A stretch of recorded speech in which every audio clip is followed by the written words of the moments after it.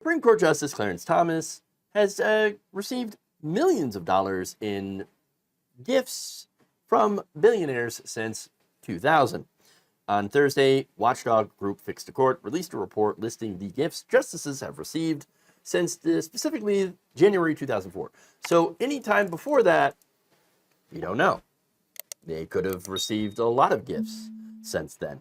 Now, according to the data, Clarence Thomas accepted over $4 million. That's $4,042,286, or 193 confirmed gifts from billionaires, along with an additional 126 likely but not confirmed gifts. Of the nearly 200 gifts, the group said Thomas only reported about 27 of them on his financial disclosures. Because of course. Fix the Court's Gabe Roth said in a statement along with the analysis, quote, Supreme Court justices should not be accepting gifts, let alone hundreds of freebies worth millions of dollars they've received over the years. Public servants who make 4 times the median local salary and who can make millions writing books on any topic they like can afford to pay for their own vacations, vehicles, hunting excursions, and club memberships. Which, by the way, that's not the only gifts that they have received. The ethics crisis at the court won't begin to abate until justices adopt stricter gift acceptance rules. So now, this report covers, like I said, all the justices, even those who are no longer there on the court. So we know Thomas received the most. Who received the second most?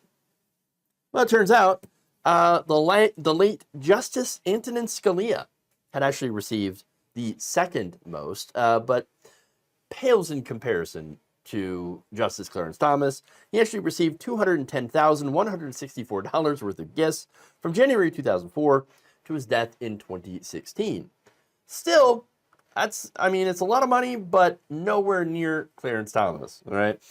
Justice Samuel Alito had received the third most gifts with $170,095 from his first day on January 31st, 2006 to the present day, the data said. The authors of the analysis do admit, though, that the totals could be an undercount of the money, the gifts, like I said, the value of the gifts that they have received. Still, when you compare Thomas to Scalia, huge difference. Thomas is like, oh, I get on the court, I'm going to make it rain up in here, all right? A billionaire, shower me with your gifts. And again, they did.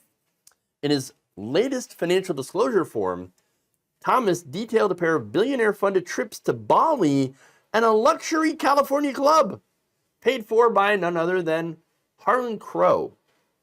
Now, the report has led for more calls to try to go after Thomas, at least to get him to recuse or quit the court overall, or at least adopt a more stringent set of standards, none of which will, of course, happen. But here's George Conway.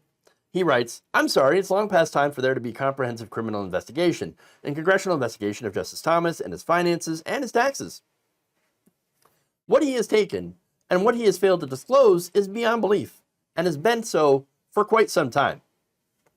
Look, again, yes, he absolutely stands out. No one is even close to him. 210,000 versus 4 million. Wow. Another ex-user wrote that Thomas and Alito, who was granted an extension on this year's form, have made a mockery out of America's legal system, as well as the Constitution and the country.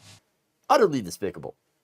Another pointed out that corruption pays, and one user questioned why anti-corruption laws are not being enforced. Others called for congressional hearings to address who owns conservative justices. Those are all great ideas, and I would get behind them. But the problem is, nobody's going to face any consequences for this.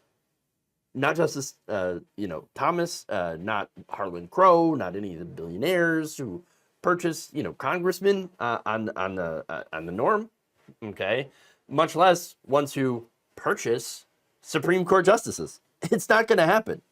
When it comes to billionaires buying off elected officials, that's an accepted part of our system. It shouldn't be, but it is. And I'm not saying, of course, that anyone in the court is elected. Obviously, I know that they're all appointed and then confirmed by, oh, those very same congressmen who do take bribes, legal bribes, from billionaires, like Harlan Crow.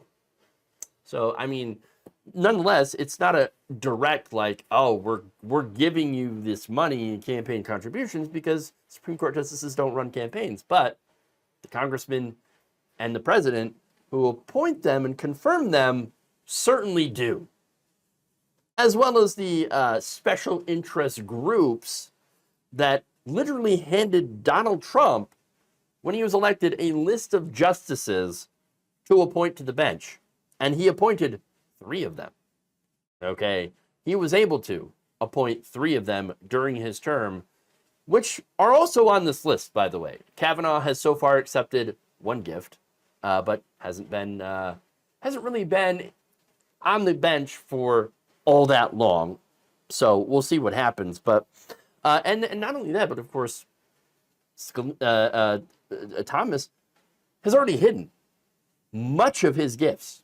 So there might be a lot that we don't know about that other justices have taken. So to be fair, that said, none of this should be legal. None of this should be acceptable. But unfortunately, it is.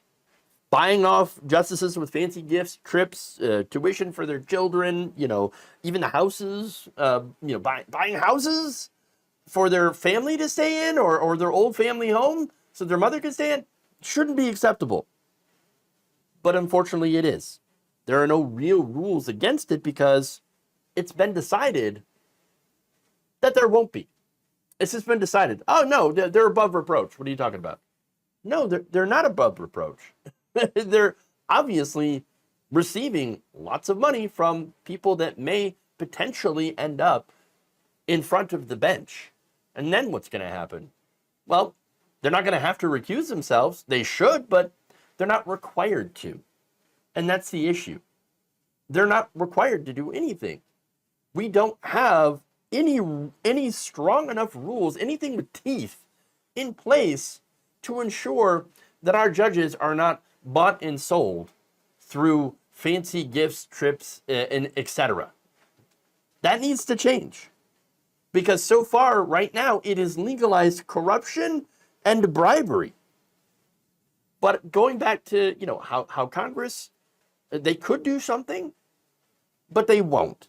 I don't think a corrupt Congress is very likely to vote to get rid of corruption, especially when, once again, the same billionaires are funding them. We need to get all the money out of politics completely before we're able to actually clean house.